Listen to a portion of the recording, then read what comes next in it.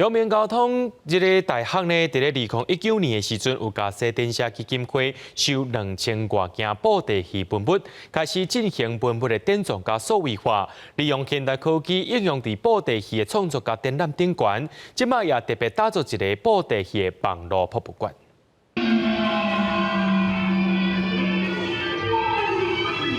表演者透过 AR 操作舞台顶的布袋戏。 翻头看台湾布袋戏的历史，1950年代的金光布袋戏，到1960年代初期扩展到录音、电影甲电视，引领风潮。只是经过时代改变，渐渐稀微。有40多档经验的布袋戏翁仔雕刻师傅，对布袋戏数位化这件代志，感觉真欢喜。是希望能够再把这些传统的观众再找回来。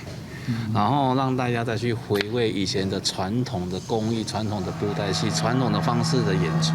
阳明交通大学布袋戏博物馆网站顶悬，除了介绍台湾布袋戏的历史，佮翁仔的制作方式等等，让民众会使更加简单了解布袋戏。透过我们现在的科技，可以把过去的老师傅的这个千锤百炼这个模拟下来的一部分能够。 传承到我们的新一代年轻的学子，年轻人的加入传统艺术啊，我觉得是这样传统艺术能够继续发扬推广一个很重要的元素。结合科技、技术设计学术机构，透过学校无共系数的研究，把科技有效应用在布袋戏顶悬，希望这项文化资产永远保存落去。记者刘君豪、新竹报道。